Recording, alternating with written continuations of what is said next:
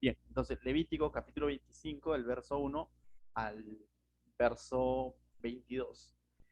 Aquí vamos a encontrar, no son fiestas, sino vamos a encontrar 2 años peculiares, 2 años particulares, eh, que Dios va a dejar ciertos principios que también tienen una aplicación hoy para nosotros, ¿no?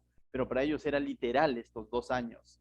Vamos a hablar del año de reposo y del año del jubileo, ¿ya? Quizás son dos palabras que nos suenan, pero por lo general hemos escuchado, ¿no? El día de reposo, como el séptimo día o el Shabbat, ¿no? O el día sábado, ¿no? Pero existía el año de reposo también, que también lo vimos en Éxodo, ¿no? A grandes rasgos de que se hablaba de un año de reposo, ¿sí? Entonces, vamos a hablar del verso 1 al verso 7 de este año de reposo. Mira lo que dice, el verso 1. Jehová habló a Moisés en el monte Sinaí diciendo, tú dices, en el monte Sinaí, o sea, como que tanto tiempo en el monte, no, o sea, en el monte Sinaí, en realidad, ellos pasaron un buen tiempo en el monte Sinaí, ¿correcto? Más o menos desde Éxodo capítulo 19, para hacernos una idea, vemos de que ellos llegan al monte Sinaí y se da todo lo sobre la manifestación de Dios y las tablas de la ley y todo eso. Todo el libro de Levítico son eventos que ocurren en el monte Sinaí, o sea, todo el libro de Levítico y hasta los 10 primeros capítulos del libro de Números va a seguir dándose en el monte Sinaí, o sea, ellos acamparon buena cantidad de meses en el monte Sinaí, ¿correcto? Entonces, ellos continúan ahí en el monte Sinaí y ahí es donde Dios va a hablar a Moisés, ¿no? Y mira lo que le va a decir ahora. Habla a los hijos de Israel y diles, cuando hayáis entrado en la tierra que yo os doy, la tierra guardará reposo para Jehová.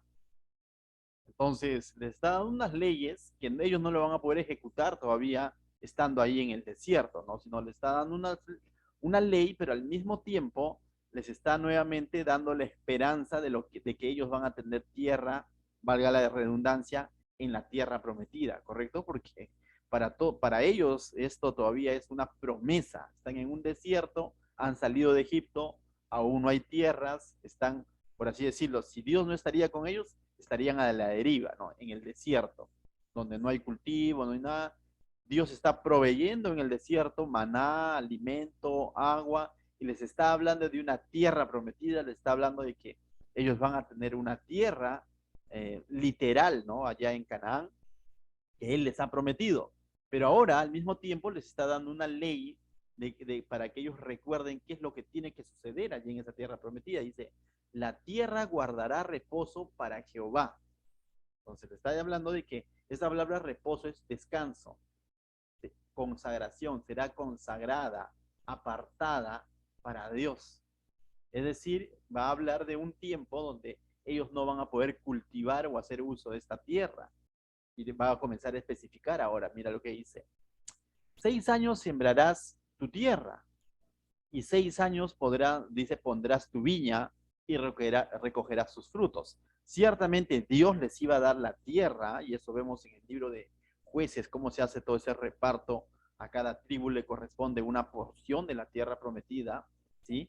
Entonces, pero también vemos al mismo tiempo de que no solamente les va a dar la tierra como tal, ¿no? Sino que les está dando una responsabilidad. ¿Cuál era la responsabilidad?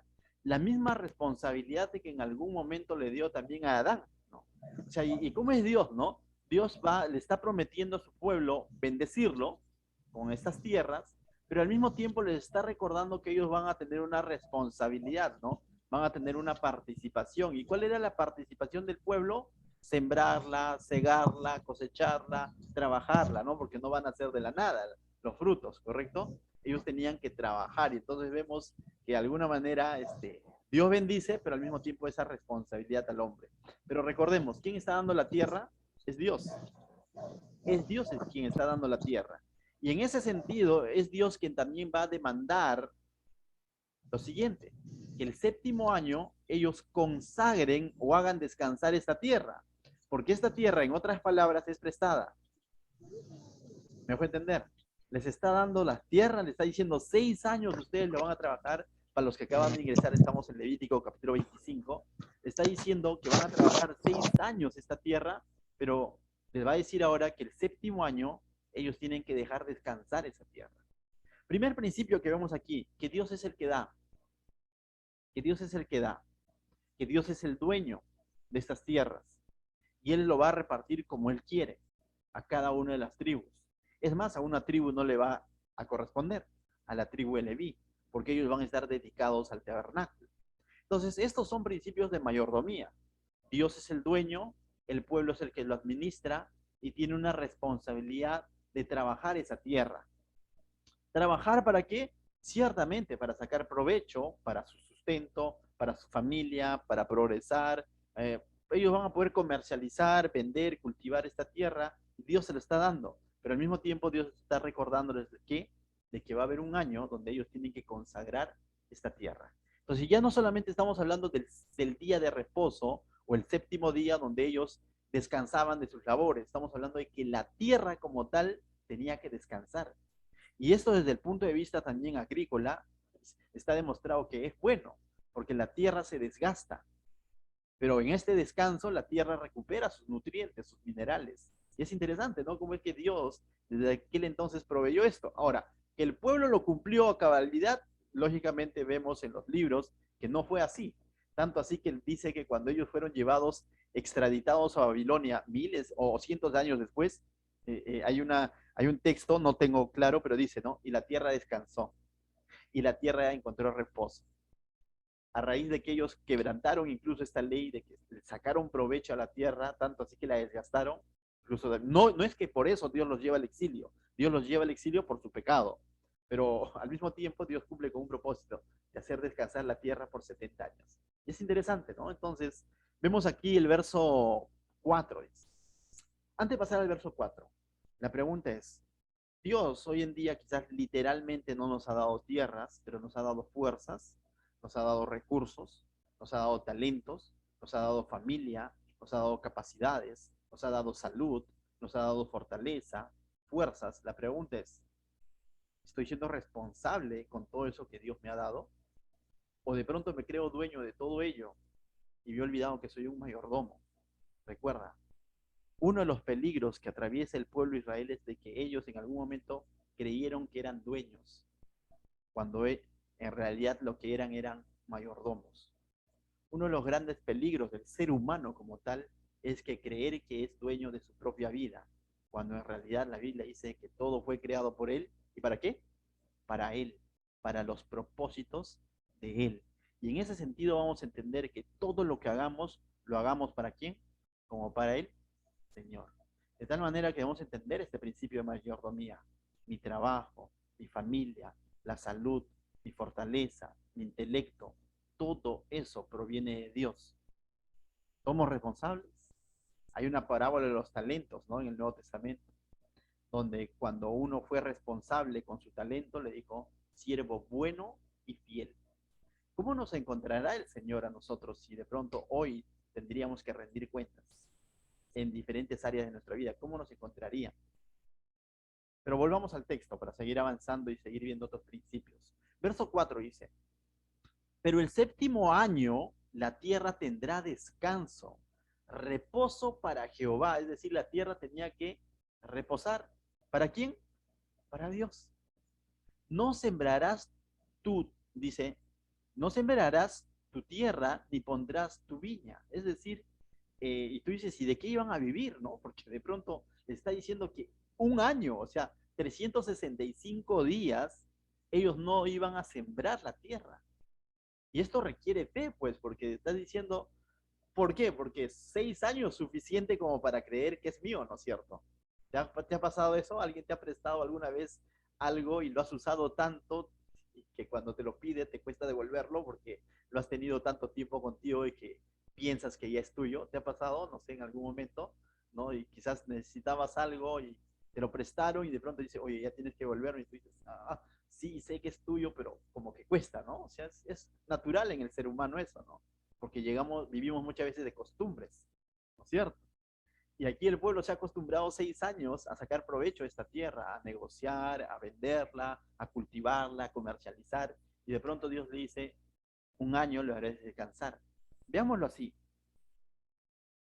Cuando el ser humano ve desde una perspectiva tengo que darle un año de mi tierra consagrado a Dios, piensa que perdemos, ¿no es cierto? Porque estoy perdiendo un año de sacar provecho de esa tierra. Es porque estamos viendo desde una perspectiva de dueños. Pero si lo vemos desde una perspectiva de que el dueño es él, diríamos, qué bueno y misericordioso es Dios, porque me está diciendo que sus tierras lo use durante 6 años. Y él solamente está pidiendo un año. La perspectiva cambia, ¿no es cierto? ¿Me dejó entender? Y eso es lo que tiene que pasar en el corazón del hombre. Entender que cuando de pronto no, Dios nos llama a hacer algo, oh, qué pesado. O nos llama a buscar separar un tiempo para Él. A veces se hace pesado. Recuerda, mira todo lo que te está dando frente a lo que te está demandando. Y lo que te está demandando ni siquiera te pertenece, sino le pertenece a Él. Entonces nuestra perspectiva va a cambiar. Este principio incluso se ve para cuando hablamos de ofrendas de nuestros recursos, consagrarlos a Dios, ¿no es cierto? O sea, incluso se ve este principio ahí, ¿no?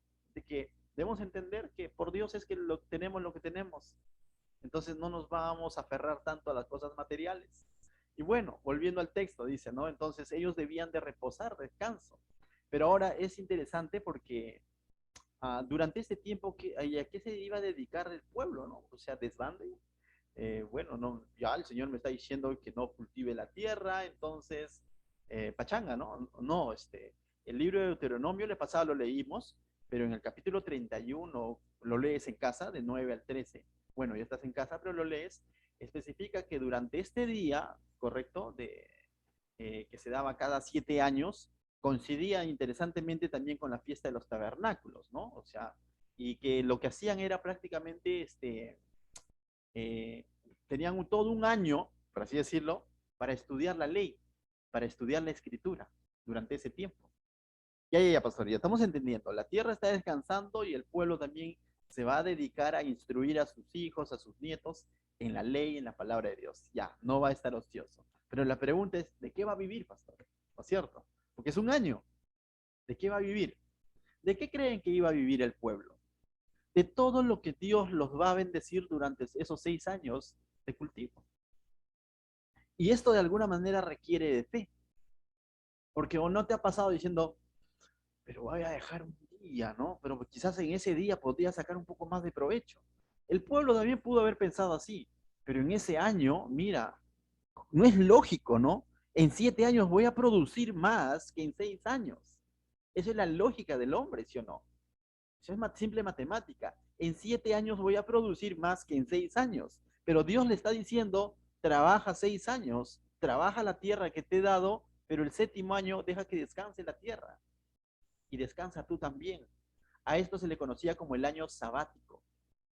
Hoy en día el año sabático ha perdido su propósito, ¿no? Su sentido, su definición, ¿no? El año sabático es ese año en que me relajo y no chambeo y vivo a expensas de mis padres, por así decirlo, ¿no? Algunos jóvenes, ¿no? Dicen, oye, ¿qué fue? No es mi año sabático, pues, ¿no? Entonces no voy a chambear, relajo. En aquel entonces el año sabático tenía un propósito, de aquí viene.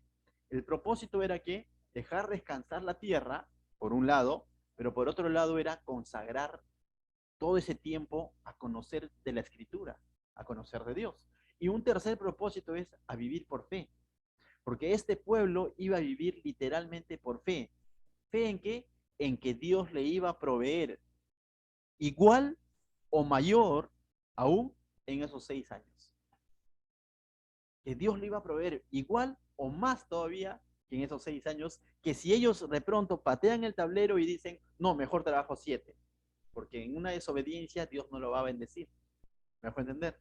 Entonces, matemáticamente esto no funciona, pero en cuanto a fe, sí funciona. Eh, es interesante porque, les cuento de manera anécdota, tiempo atrás tenía unas cabinas de internet y bueno, y al mismo tiempo una pequeña librería en los que de alguna manera cuando me vine para Pachacútec y dejé de elaborar de acuerdo a mi carrera, debido a que estaba gestionando el título, de alguna manera me recursiaba a través de este negocio, ¿no? Y créeme, de alguna manera ganamos ciertos clientes con trabajos, ¿cómo se llama esto? Monográficos o escolares, ¿no? Y mi cliente potencial era eso. Pero los chiquillos, los jovencitos, por lo general, abarrotaban las cabinas, abarrotaban mi tiempo, el negocio, mejor dicho, los días domingos.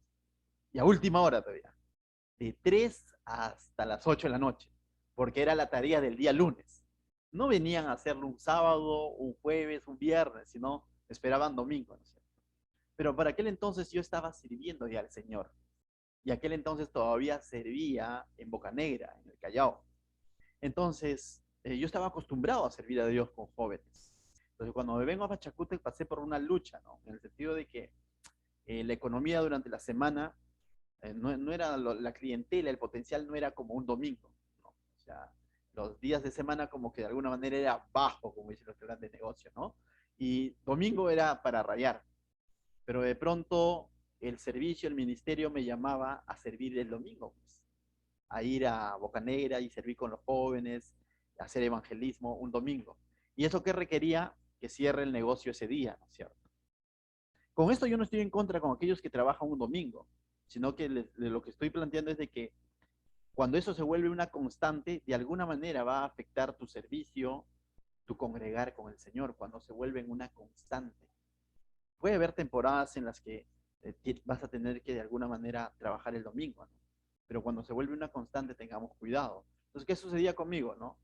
De pronto ya estaba a punto de salir y llegaba la clientela, llegaban los chicos como diciendo, quiero un trabajo, quiero una impresión, quiero hacer esto, quiero una maqueta. Y yo decía, y hacía en una ocasión quizás o dos, hacía la llamada a mi pastor, a mi líder, decía, no voy a poder ir hoy día porque tengo trabajos, ¿no? Pero hasta que recibí consejo de un siervo de Dios y me dijo, no, créele al Señor, ¿no? Porque si se te va a volver una constante, créele al Señor que en los otros 6 días Dios te va a bendecir igual o más que ese domingo, pero no choques con tu día que estás consagrando para Dios. Y ciertamente le creí al Señor. Y luego con el tiempo me di cuenta de los resultados, lógicamente, tenía que vivir por fe. Y de alguna manera, si haya clientela, si las cabinas estén llenas, llegaban los chicos, decía, no, hasta las 2 atiendo porque después cierro. Y a las 3 de la tarde, bañadito, me iba a servir a mi Señor. Funcionó conmigo. No quiero que hagan una teología en base a mi experiencia, pero sí en base a este principio. Dios puede bendecir más en esos 6 años que en los 7 años bajo el esfuerzo del hombre. Eso sí es bíblico.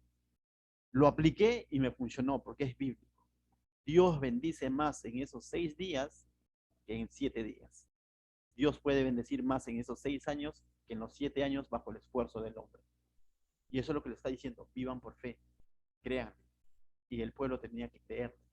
Bien, verso 5 dice, y mira cómo Dios lo que va a sostener, dice, dice, lo que de suyo naciere en tu tierra segada, no lo segarás, y las uvas de tu viñedo no vendimiarás, es decir, no vas a procesarlas. Año de reposo será para la tierra, es decir, este fruto prácticamente quedaba ahí en tierra, ¿no? O sea, del viñedo y todo lo demás, y nutría la tierra. Verso 6. Mas el descanso de la tierra te dará para comer a ti. Lo que sí podían cosechar, ¿sabes qué es? Solo para comer. Y la tierra, sin necesidad de esfuerzo humano, iba a producir lo necesario para qué? Para comer. La familia dice, a tu siervo, a tu sierva y a tu criado, y a tu extranjero que morare contigo, y a tu animal y a la bestia que hubiere en la tierra, será todo el fruto de ella para comer, mas no era para comercializar, para procesar, no. O sea, Dios está dando una promesa en el sentido de que va a haber producción, pero lo necesario para comer. Y le está enseñando a su pueblo a depender de él. Ah, pastor, fácil, pues si los ha mantenido en el desierto, ojos cerrados, yo lo obedezco. ¿Cierto? ¿No? O sea, uno podría pensar así, ¿no? Si los ha mantenido en el desierto, al ojo cerrado yo lo obedezco porque Dios los va a sostener. Créeme que muchas veces cuando vivimos de experiencias, el ser humano tiende a olvidar el favor de Dios. Tiende a olvidar el favor de Dios. Y cuando vienen las pruebas, nos olvidamos que Dios ha provisto en el pasado. Y va a pasar con este pueblo. Por eso es que muchas veces va a quebrantar esa ley o ese principio.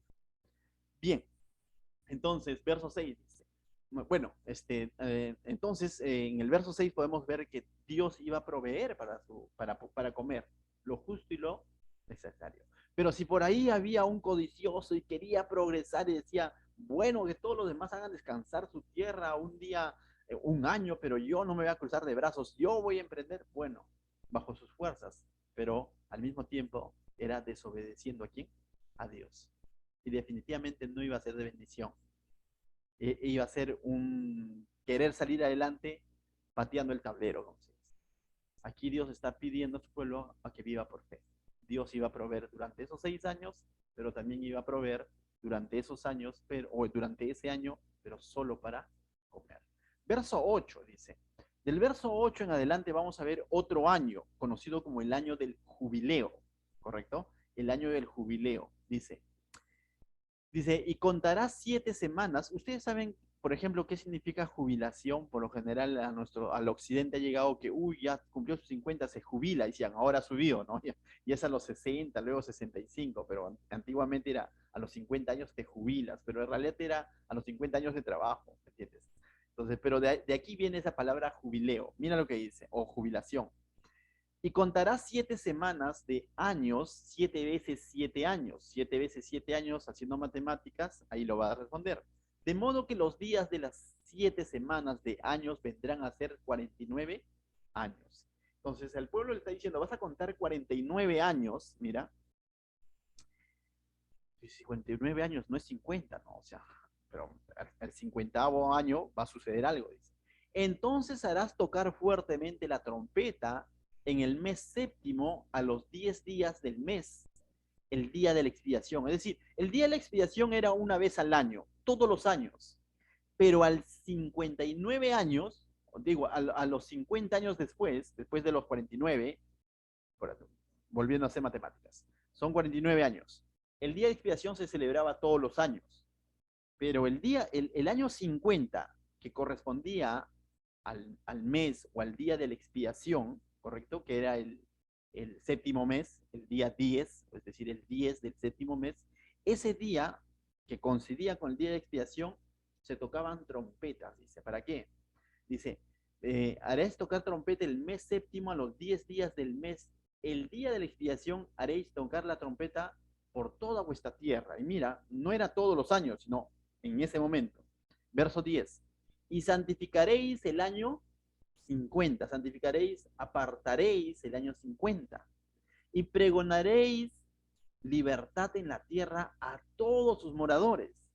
Ese año os será el jubileo, un año de alegría, un año de gozo. ¿Por qué? Porque el año 50, cada 50 años, se pregonaba libertad, libertad de deudas, libertad de esclavitud. Dios lo estaba instituyendo así. Y volveréis cada uno a vuestra posesión y cada cual volverá a su familia. ¿Te acuerdas que personas que caían en la bancarrota de pronto se hacían esclavos de otros para poder restituir la deuda? Y otros incluso voluntariamente, después de haber pagado la deuda, si de pronto el amo les había parecido un buen amo, decían, yo quiero ser un esclavo por voluntad propia, dulos. Pero el año 50 se pregonaba libertad, es decir, cada quien volvía a casa. Los presos o los esclavos o los siervos eran liberados. Y no solo eso, incluso cada quien volvía, cada tribu volvía a poseer las tierras que tenía. Si por ahí habían hecho negocio y habían hecho intercambio de tierras y todo lo demás, tenían que tener en cuenta el año del jubileo. Más adelante lo voy a especificar. Es decir, ¿no? A mí me corresponde este terreno, pero solamente quedan 3 años nada más ya por el jubileo. Entonces, si tú me dices que te venda mi terreno, tienes que comprarme sabiendo que quedan 3 años para el jubileo. ¿Por qué? Porque cuando llegue el año 50 me lo vas a tener que devolver, porque Dios lo está instituyendo. Entonces, los negocios de compra-venta de terreno básicamente era como un arrendamiento, ¿no? O sea, si faltaban 40 años para el jubileo, costaba más. Si costaban o faltaban 2 años para el jubileo, costaba menos, ¿no? Pero Dios estaba planteando un principio de que todos vuelvan a una igualdad o a una equidad de alguna manera. Y así de alguna manera estaba previniendo de que solo un grupo se apodere de todo, ¿no? Que suele suceder muchas veces. No es un concepto socialista en sí, porque Dios ha hablado del trabajo y más adelante no está manteniendo ociosos, por así decirlo, y más adelante va a dar otros principios más de no engañar al prójimo con este tipo de negocios. Pero ciertamente Dios también está salvaguardando de que toda persona tenga una posesión. Aún los esclavos podían volver a sus tierras y todo como que comenzaba de cero, ¿no? Cuenta cero nuevamente, o había un reseteo, ¿no? Entonces, en cuanto a las posesiones. Mira lo que dice, pero alineado a eso, recuerda, es algo importante que nos debemos de quedarnos, de que había una libertad, se pregonaba libertad en la tierra a todos sus moradores, todos. Había una libertad, era un tiempo de gozo, pues se le conoce, este año será jubileo, le llamaban el año del Señor, de gozo, ¿no? Porque el pueblo estaba libre, ¿no? Y recordaba su libertad. Verso 11, el año 50 os será jubileo nuevamente. No sembraréis ni segaréis. Aparte de eso, o sea, este año 50 también era un año de reposo, por así decirlo, porque también no iban a sembrar.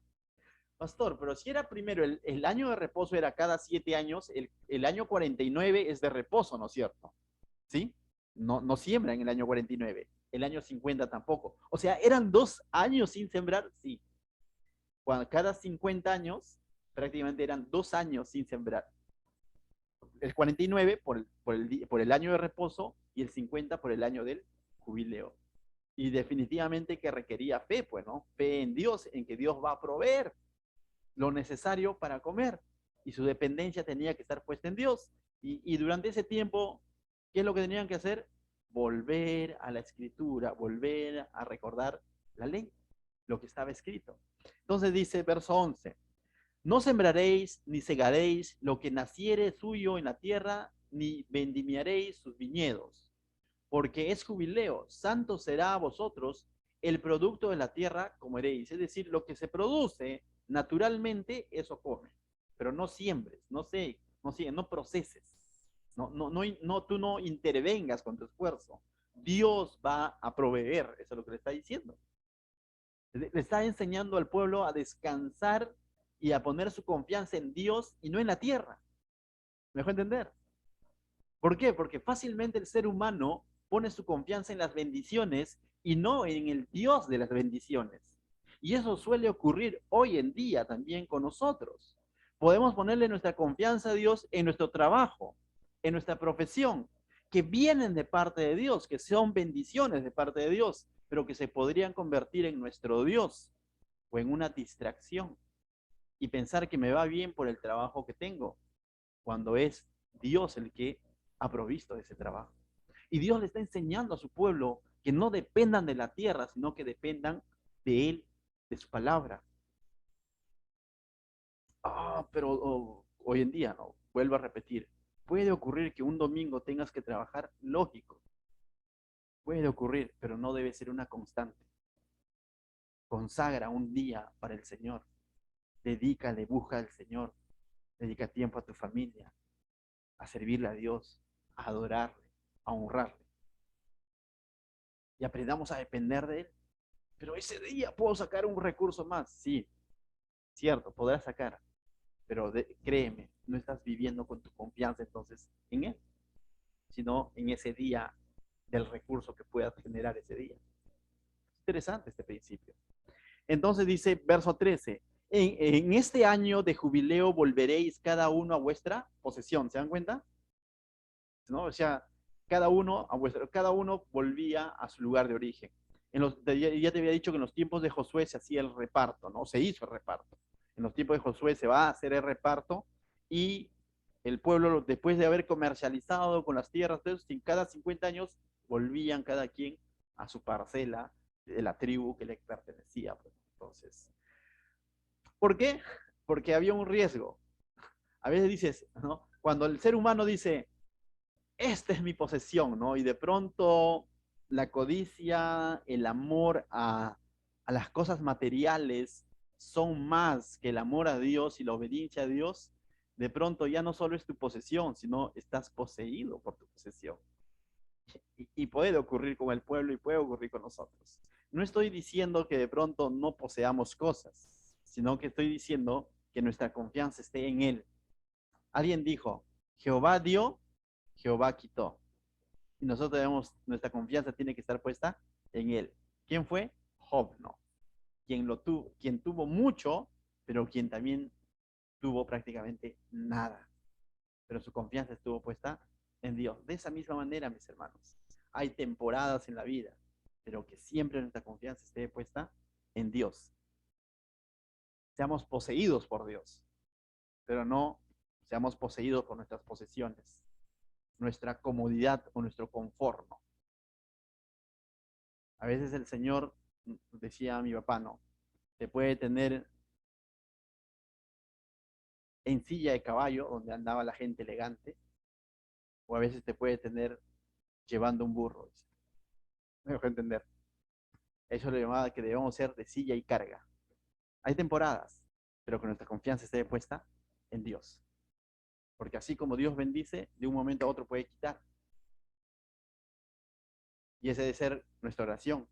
No como el proverbista o el salmista que decía, ¿no? No me des mucho porque me voy a olvidar de ti. No me des poco porque voy a renegar de ti. No comparto mucho eso. Comparto más lo que dice Pablo. En la abundancia, en la escasez, en lo alto, en lo profundo, nada ni nadie me apartará del amor de Dios que es en Cristo Jesús, Señor nuestro.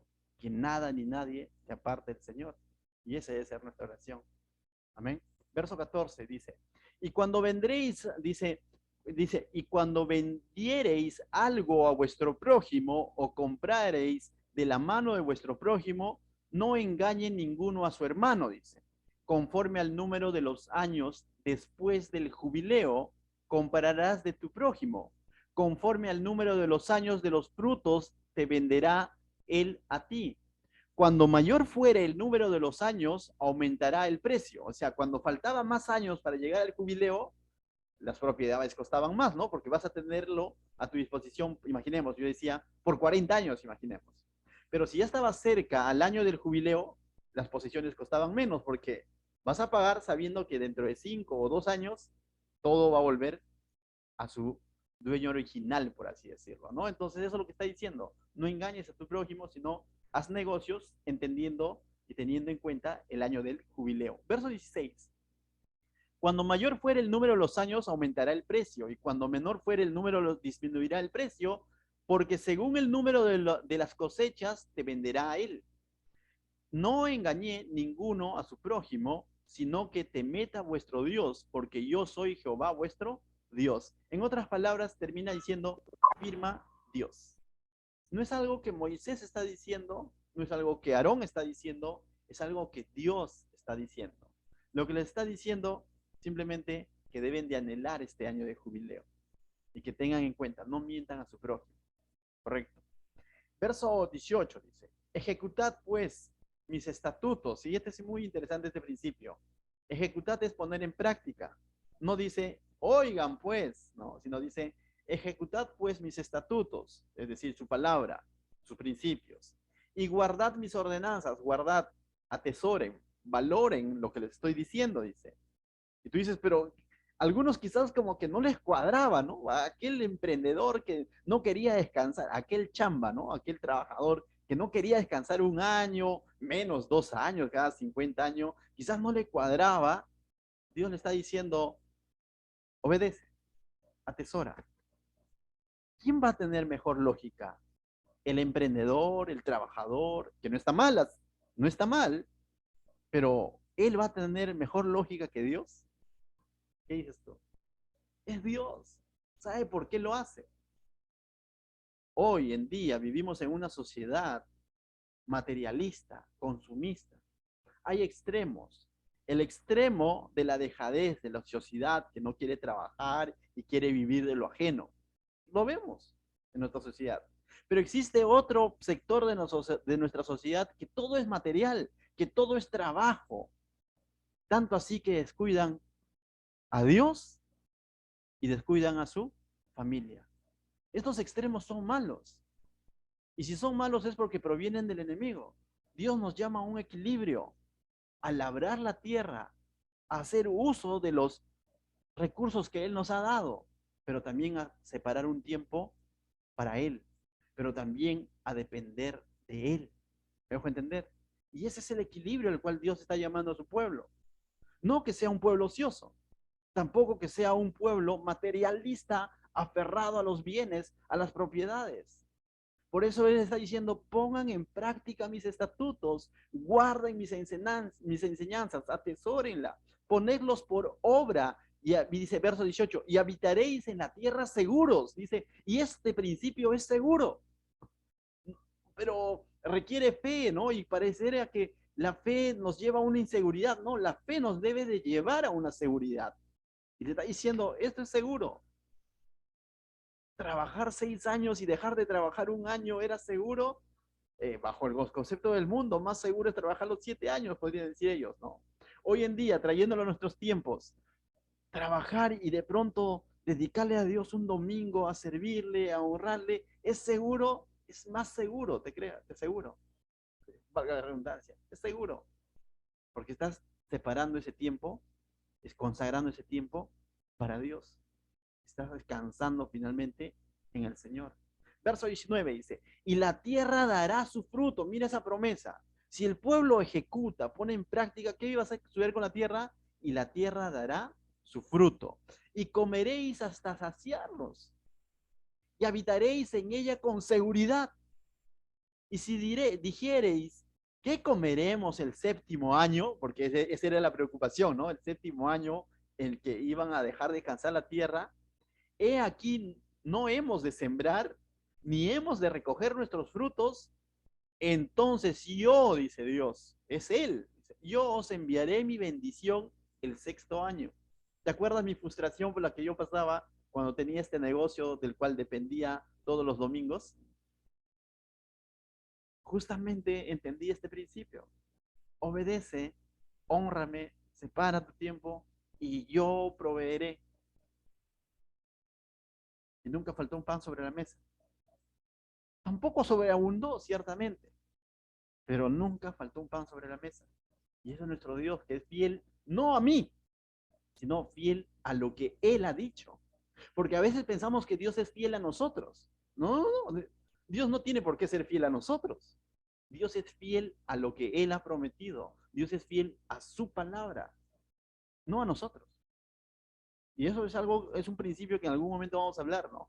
A veces pensamos que Dios tiene que ser fiel a nosotros y entonces tiene que, cuando llevamos eso a un extremo, pensamos, entonces Él tiene que ser mis caprichos. No, Dios es fiel a su palabra, al escrito está. Y cuando yo vivo conforme a su palabra, Él va a obrar. Y dice, yo os enviaré mi bendición el sexto año y a ella hará que haya fruto por 3 años. Tú dices, ¿por 3 años? Claro, pues, el 49 año, el 50º año y el primer año que comenzaban a sembrar, pero no es que lo cosechaban al instante, ¿sí o no? Sino ese primer año tenían que esperar, entonces prácticamente era por 3 años en el que ellos no iban a verla, como decimos nosotros, ¿no? Verso 22, y sembraréis el año octavo y comeréis del fruto, dice, añejo hasta el año noveno, hasta que venga su fruto, comeréis del añejo, dice, ¿no? Y es interesante, Dios finalmente iba a proveer, ¿no? Porque el octavo año recién iban a poder servir y en el noveno año recién iban a poder comer de lo que ellos han sembrado. Pero los otros 3 años, ¿quién les iba a proveer? Es Dios. Y es interesante cómo estos principios entonces nos llevan a confiar en Dios, en consagrar a Dios, a entender, a no aferrarnos a lo material, sino a entender que Él nos da trabajo, fortaleza, educación, pero que finalmente Él es el que nos los da. Y que cada las bendiciones que Dios nos da no se conviertan en distracciones, mis hermanos. Eso tenlo claro. Muchas veces una bendición se puede convertir en una distracción. Muchas veces se dan los pleitos. ¿Por qué? Porque ya hay mucha plata. ¿Ha pasado o no? Cuando se habla de herencias, cuando se habla de economía. Cuando no hay, hay pleito. Pero también hay pleito cuando hay. ¿Por qué? Porque el corazón se ha aferrado a lo material. Debemos aprender a vivir confiando en Dios. Mateo 6:36 lo dice, ¿no? Buscad primeramente el reino de Dios y su justicia y todas las cosas nos serán añadidas. Buscad el reino de Dios y justicia, y busquemos vivir conforme a las reglas de su reino. Todo reino tiene reglas y principios, y Dios los ha dado en su palabra. Vive conforme a esas reglas, esos principios de su palabra, de su reino, conforme a su justicia, a lo correcto, a lo que agrada a Dios, y todas las cosas, las demás cosas serán añadidas. Las añadiduras las dará el Señor. El ser humano pone su enfoque en la añadidura, ¿no es cierto? Y patea el tablero y no quiere vivir bajo los conceptos que Dios ha dado. No quiere vivir agradando a Dios. Entonces, mis hermanos, estos 2 años del año de reposo y el año de jubileo nos enseñan a depender de Dios. Y ciertamente tiene un cumplimiento también en el ministerio del Señor Jesucristo. Tiene un cumplimiento claro. Es más, había una profecía en Isaías 61, lo lees en casa, referente a Jesús cumpliendo con el año del jubileo. Porque ¿qué sucedía el año del jubileo? Lo que sucedía era que se pregonaba libertad a los cautivos, ¿sí o no? Ese era el año agradable de júbilo para el Señor. Y en Isaías hay una profecía en cuanto al Mesías, en cuanto a Jesucristo. Lo voy a leer rápidamente, anótalo, Isaías capítulo 1, verso 1 dice, Isaías fue escrito antes de que venga Jesús y ellos anhelaban a que esto se cumpla. El Espíritu de Jehová es dice, el Espíritu de Jehová, el Señor está sobre mí, dice, porque me ungió Jehová, me ha enviado a predicar buenas nuevas a los abatidos, a vendar a los quebrantados de corazón, a publicar libertad a los cautivos y a los presos apertura de la cárcel, a proclamar el año de la buena voluntad de Jehová, el año del jubileo y el día de la venganza de Dios. Entonces, el pueblo de Israel esperaba, o sea, con este año de jubileo, que era como una muestra de que cuando se daba libertad a los esclavos, apuntaba a algo, que en algún momento iba a venir el Mesías y ¿qué iba a pasar? Les iba a dar libertad. Pero ellos llegaron a ver el hecho de su esclavitud como que cuando en los tiempos de Jesús como que ¿cuándo vendrá el Mesías para que nos libere del imperio romano, de esta aflicción? Ellos lo veían así, esperaban a un Mesías político. ¿Por qué? Porque esta profecía de Isaías 61 hablaba de libertad, pero también hablaba del día de la venganza del Señor. Entonces ellos esperaban al Mesías prometido, diciendo, ¿cuándo vendrá ese rey? ¿No? Porque las profecías hablaban de que él es rey, que el Mesías es rey. Entonces decían, ¿cuándo vendrá a librarnos? ¿No? Y hablamos un poco de Nerón, que también se puso en alarma cuando se enteró que había nacido Cristo, el rey de los judíos, ¿se acuerdan? Entonces, el pueblo de Israel anhelaba este momento en que finalmente se les iba a dar libertad en el 61.1, ¿no? Entonces, pero es interesante, tú dices, ¿y se llegó a cumplir esta profecía? Sí, cuando vino el Señor Jesucristo. En Lucas capítulo 4, el Señor Jesús, después de haberse bautizado en el capítulo 3, entra a una sinagoga en Nazaret y lee este mismo rollo de Isaías. Y tú dices, ¿qué tiene que ver, no? El pueblo de Israel anhelaba su jubileo final, su libertad final y el día de la venganza, que coincidía con el día de la expiación, ¿se acuerdan?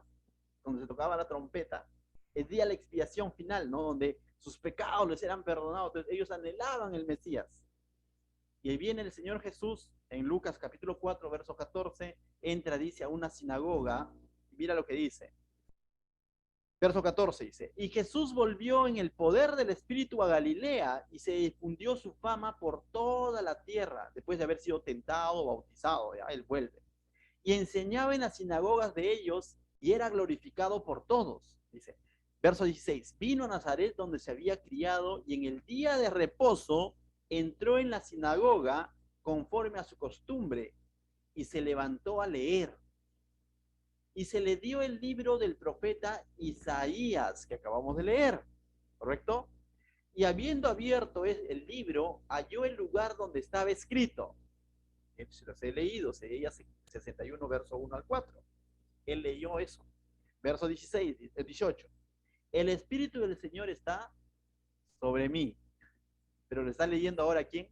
El Señor Jesús. Y le está diciendo, el Espíritu del Señor está sobre mí, por cuanto me ha ungido, lo está volviendo propio este texto, para dar buenas nuevas a los pobres.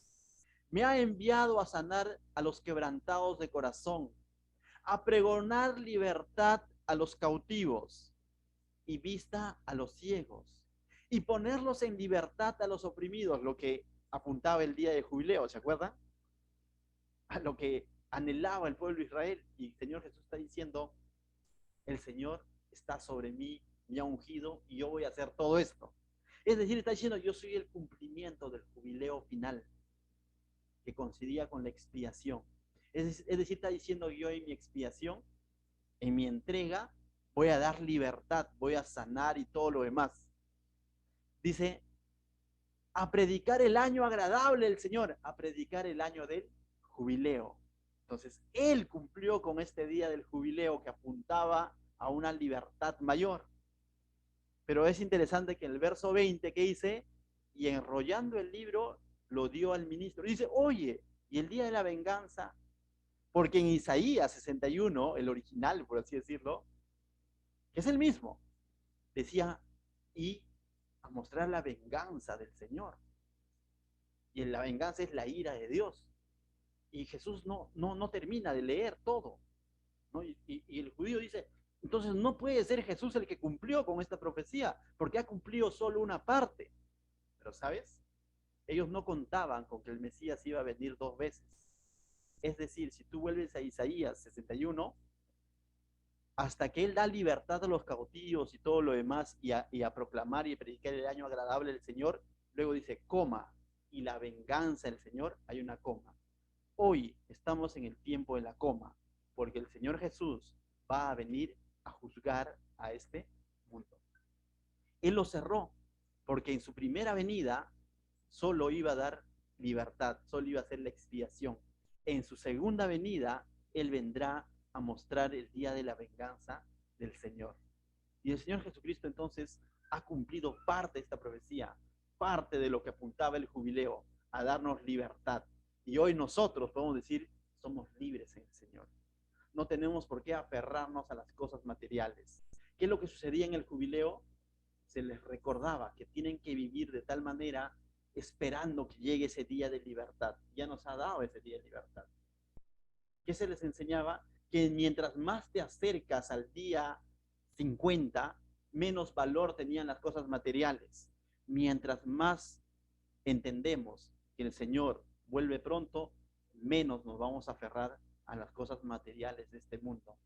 Y nuestra mirada no estará en lo que nuestra carne gusta, sino nuestra mirada estará con esperanza diciendo, Señor, que venga, que venga el día de la venganza del Señor. ¿Sabes por qué? Porque sabemos que antes de que ocurra eso, Él nos llevará.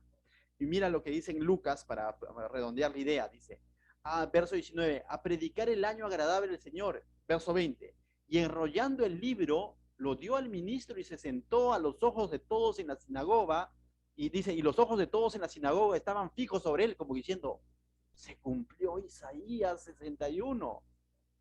Dice, y el 21 dice, y comenzó a decirles, hoy se ha cumplido esta escritura delante de vosotros. Lo que Jesús está diciendo, yo soy el cumplimiento del jubileo, yo soy el cumplimiento, en mí realmente hay vida y libertad.